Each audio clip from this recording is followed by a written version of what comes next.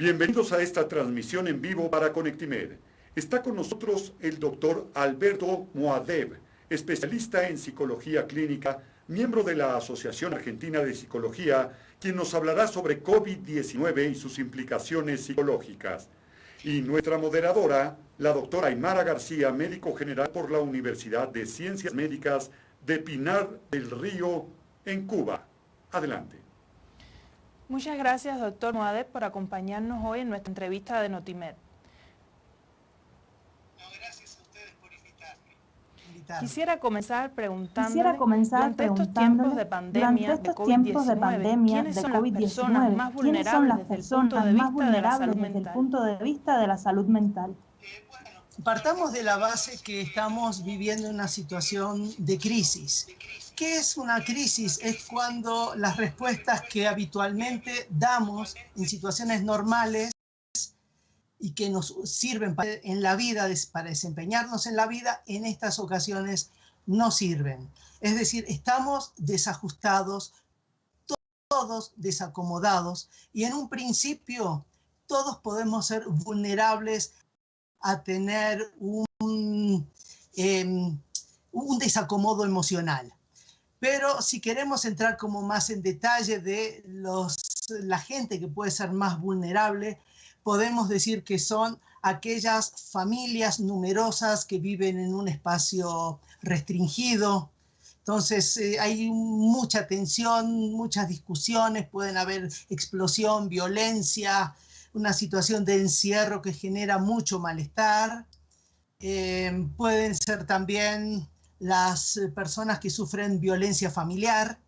Esto es, si una persona por algún tipo de costumbre familiar, digamos, o de desarrollo de la dinámica familiar, donde recibe violencia en estas situaciones, no tiene escapatoria, no tiene a dónde acudir, no tiene alguien en quien poder defenderse, y es gente de verdad muy vulnerable.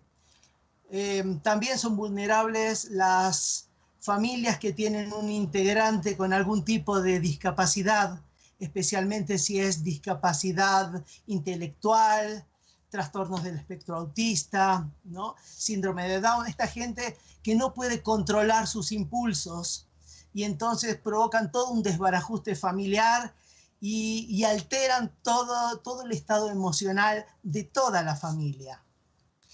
También son vulnerables las personas que son impulsivas, que tienden a responder con impulsividad, sea por una cuestión de personalidad o porque tengan algún trastorno, algún daño en el lóbulo prefrontal, ¿no? Los adictos es otra gente que también está expuesta, ¿no? Las personas que tienen psicosis paranoide, ¿sí?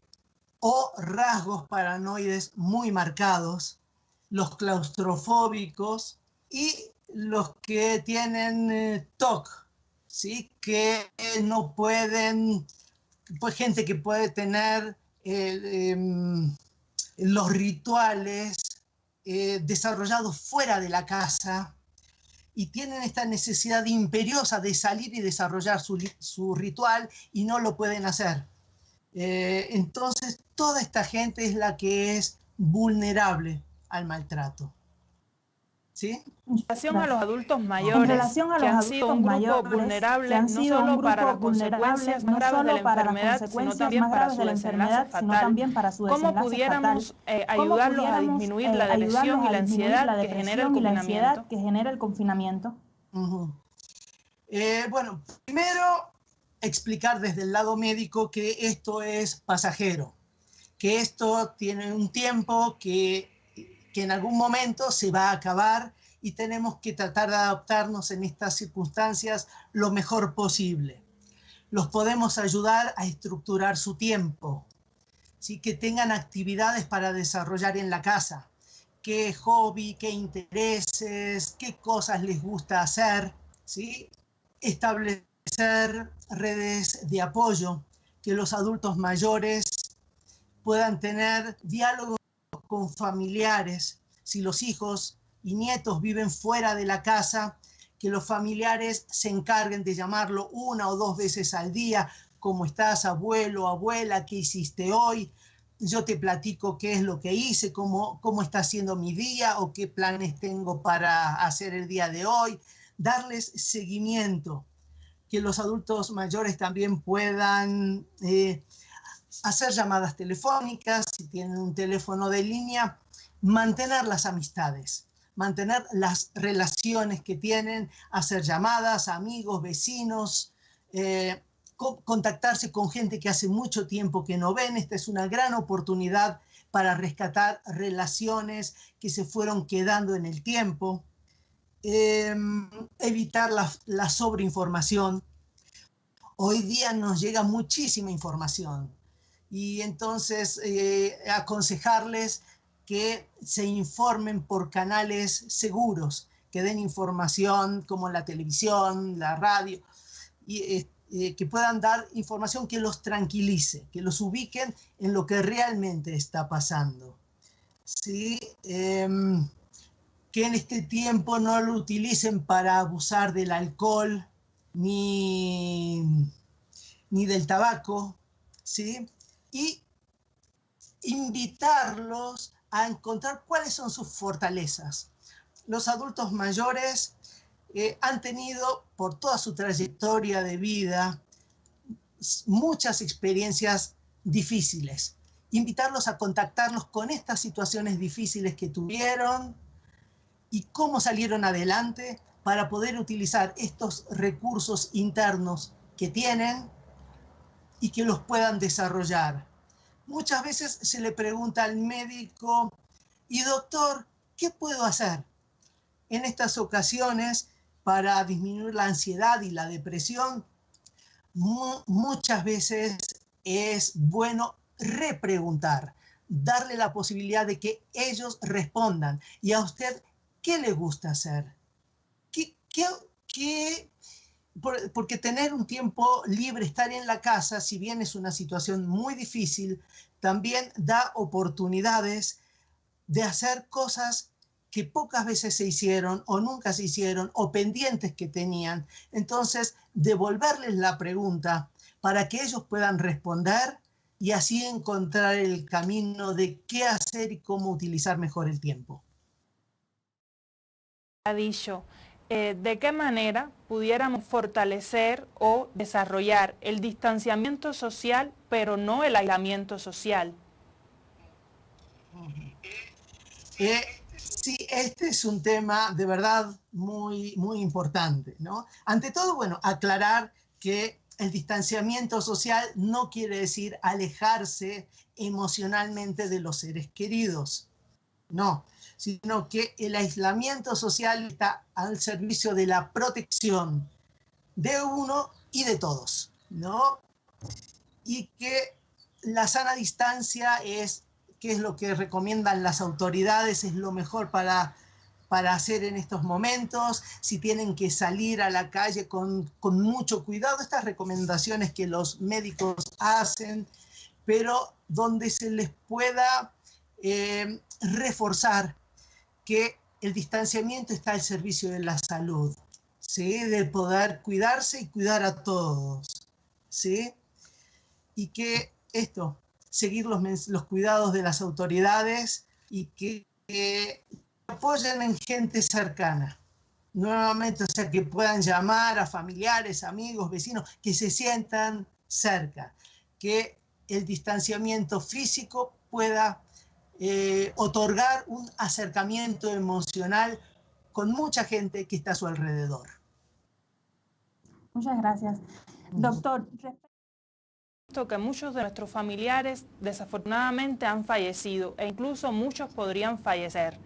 ¿Qué consecuencias tiene el no poder estar durante los momentos finales con nuestros seres queridos e incluso el no poder hacer los ritos que habitualmente se hacen para superar la pérdida de un ser querido?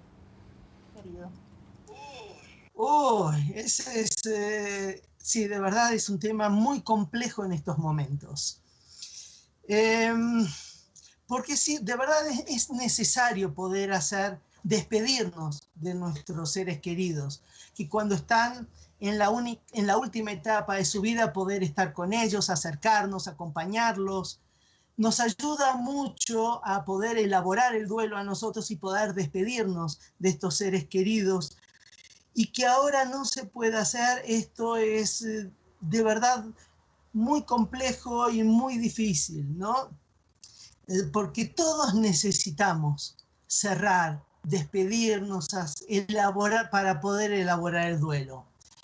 Y frente a esto, la gente ha respondido de dos maneras, como un malestar hacia afuera. O sea, aquí en México se ha visto de gente que tienen un ser cercano que falleció y se acerca a ver a este ser recién fallecido y no lo dejaron y aparecieron con actos de violencia, motivos de agresión hacia el personal hospitalario porque no los dejaban ver a sus seres queridos.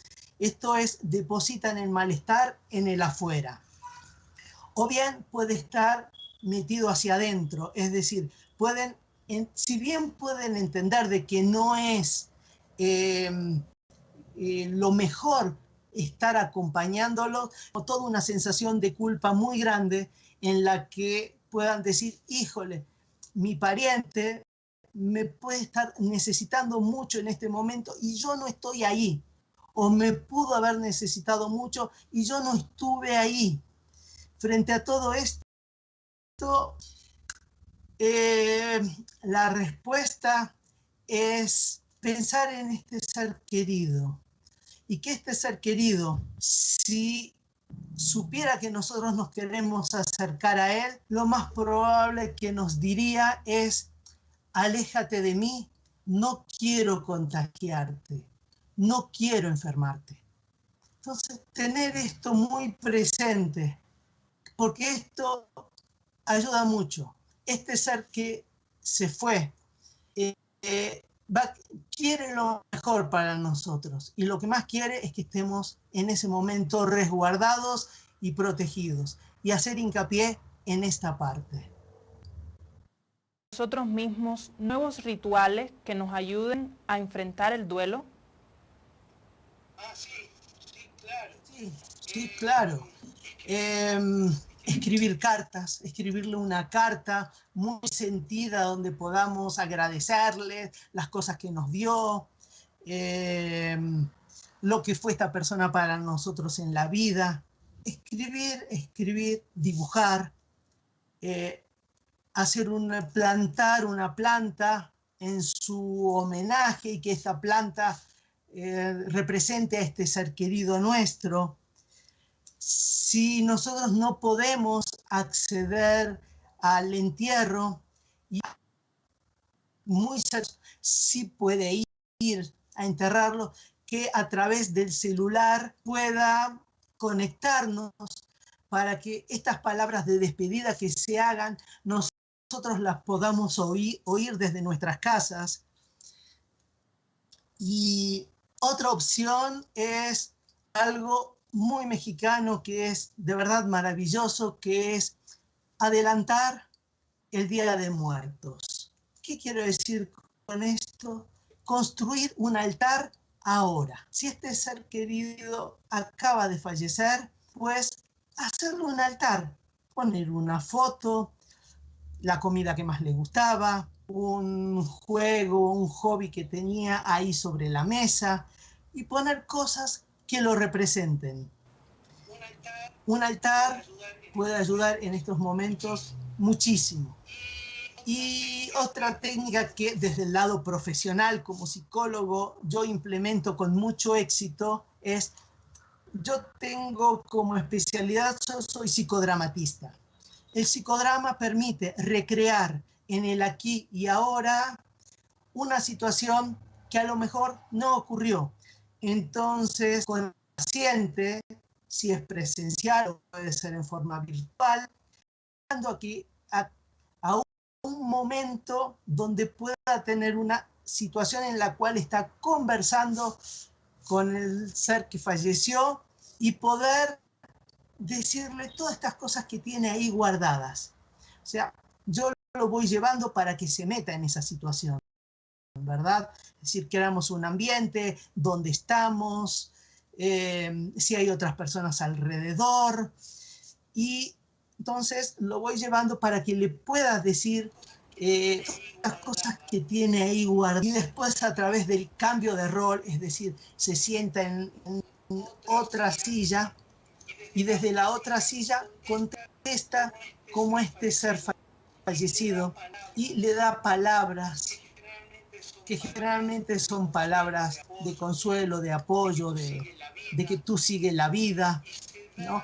Y se da una posibilidad de cierre muy bonita, muy bonita. No pudo ocurrir en la realidad, pero sí lo podemos recrear en una situación donde se da una carga emotiva muy grande y en la cual sirve y ayuda mucho para poder cerrar y trabajar el proceso de duelo. Estas opciones serían de una ayuda inestimable indudablemente. Moviéndonos hacia otro tema, durante la pandemia se ha visto afectada no solo la salud, sino también la economía de muchísimas personas. ¿Cómo cree usted que pudiera incidir esto en los índices de suicidio e intentos suicida y cómo tanto psicólogos como psiquiatras pudieran manejar esta situación? Sí, al principio comentábamos que esta es una situación de crisis y la situación de crisis exacerba, pueden invitar a estados suicidas. Y sí, hay que estar, y estos son momentos donde tenemos que estar muy atentos, muy alertas. Los gobiernos instalaron contención telefónica, esto es algo importante, ¿no? Los psiquiatras pueden apoyar mucho dando psicofármacos, el psicofármaco que consideren adecuado, y a la vez apoyarse en la familia.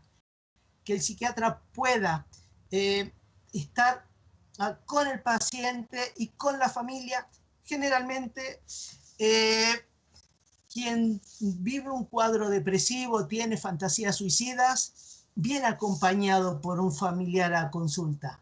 Entonces, apoyarnos en ese familiar y en otros más, si es posible, para ir monitoreándolo, es decir, darle la medicación que sea la más conveniente. Y un consejo que daría es hacerle una llamada de seguimiento. Después de los 10 días de consulta, por ejemplo, una semana, 10 días, no sé, ustedes verán exactamente cuánto según el factor de riesgo de este paciente, y hacerle una llamada, ¿y cómo estás? ¿Cómo te sientes? Contactarse también con el familiar, cómo lo ve, cómo está, y darle un seguimiento. Como médico, los médicos tienen un lugar de autoridad muy bonito, es una voz muy respetada para los pacientes. Entonces, poder hacerle una llamada es algo que agradecen mucho. Esto es algo que pueden hacer los médicos psiquiatras. Nosotros, los psicólogos, nos apoyamos también haciendo hincapié que esto es una situación de día a día, ¿no? Armar una red familiar, es decir, abrir redes de contactos, así como este consejo para los psiquiatras también lo implementamos nosotros, es de conversar con la familia. Si es necesario tener sesiones familiares, saber cómo se está desarrollando la dinámica familiar y qué riesgos está teniendo esta persona depresiva o con fantasías de suicidio. Si son problemas económicos, abordar el tema económico y ver de qué forma se puede ayudar. Nuevamente recurrir a hay primos, tíos, sobrinos, gente que pueda tener dinero y prestar para en estas ocasiones ayudaría mucho. O generar opciones laborales desde las casas, ¿sí? Todas estas cosas ayudan mucho, y también ampliar con familiares, vecinos, primos, toda la gente que pueda estar ahí apoyando para sostener a estas personas que están pasando un momento de verdad muy difícil. Esto es muy importante. Una terapia emocional de apoyo en complementariedad con el tratamiento psiquiátrico ayuda y enriquece muchísimo. Trabajar en mancuernas, psicólogos y psiquiatras es fantástico, es lo más recomendable que hay que hacer. Incluso si estamos en comunicación los psiquiatras con los psicólogos y poder tener este diálogo para dar un monitoreo conjunto ayudaría muchísimo. Muchas gracias. Y respecto a otro fenómeno, doctor, que es el de la discriminación, el cual se ha visto asociado a las pandemias durante toda su evolución, no solo de esta, sino de otras pandemias anteriores. ¿Qué efecto tiene para la salud pública el estigma social y la discriminación, incluso en momentos que hasta los trabajadores de la salud han sido víctimas de esta discriminación? Sí, se está viviendo un momento de discriminación de verdad muy fea, terrible, hacia todo personal de la salud y especialmente todo el personal que está trabajando directamente con los enfermos del coronavirus.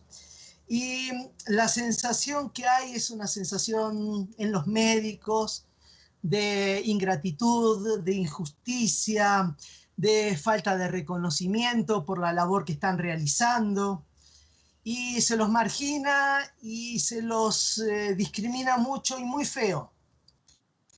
Han habido incluso hasta agresiones físicas, ¿no? Frente a esto, lo primero es tratar de entender el motivo, por qué discriminan. Ojo, quiero aclarar que explicar el motivo no quiere decir justificarlos. De ninguna manera, ninguna discriminación es justificable.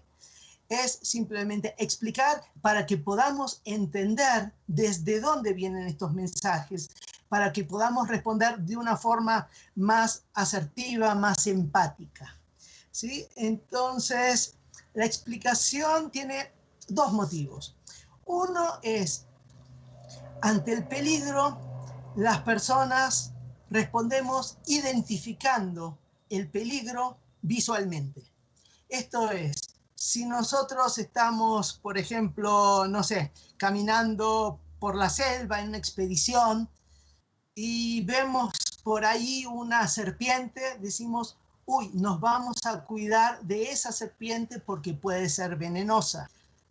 O si vivimos en un barrio, en una colonia donde hay un vecino que se exalta, que está peleándose con todo el mundo, que maltrata a su esposa, nosotros decimos, cuidado con este hombre, y lo tenemos identificado. Con el tema del COVID-19, el coronavirus es invisible e inasequible. Y frente a esto hay tres formas de respuesta. Está la respuesta de la gente que niega y dice, no, esto es puro cuento, esto no existe, no, vamos a seguir la vida de siempre, no vamos a hacer casos a las autoridades. Y esta es una respuesta, la de la gente que niega. Está la gente que toma sus recaudos, que entiende, que escucha. Y está la otra gente que tiene un miedo que les desborda. Esta gente que tiene miedo y que no puede identificar al virus porque no lo puede ver, necesita corporizarlo y lo corporiza en la figura del médico. Entonces dice, ese médico es el que me puede contagiar, entonces no quiero que viva en mi edificio, no quiero que viaje en transporte público porque él me puede contagiar y me puede enfermar. Se deposita el problema que es del virus en el médico. Este es un motivo por el cual se discrimina. Y el otro motivo es el que esta pandemia desafía las respuestas naturales frente al miedo. Frente al miedo, yo lo primero que hago es me cuido y me protejo. Primero yo, después trato de salvar a mi familia y después a los demás. Y aquí que este es un problema comunitario, social, es de todos, y el me defiendo yo no sirve. Entonces, esta respuesta instintiva que se veía comprando masivamente papeles de baño o vaciando los supermercados, empezamos a tomar conciencia, o la gente empezó a tomar conciencia, de que esa respuesta de primero me cuido yo no sirve. Nos tenemos que cuidar todos. Entonces, frente a toda esta situación, lo que hay que entender es que el problema no son los médicos, no son las enfermeras, el problema es el virus. No somos las personas, repito, es el virus. Nos tenemos que cuidar del virus. Y frente a esta gente que discrimina, hay que darles información. Y una información sostenida y repetitiva por parte de todos, de autoridades, gobernantes, de médicos, de todos, de la prensa, ¿no? De los medios de difusión. Todo el tiempo deberían estar remarcando, no hay que discriminar, el problema no son los médicos también se cuidan, los médicos cuidan a sus familias, los médicos son gente responsables, hay que cuidarlos, hay que apoyarlos. Entonces, lo que ayuda mucho frente a la discriminación es la información. Muchas gracias, doctor.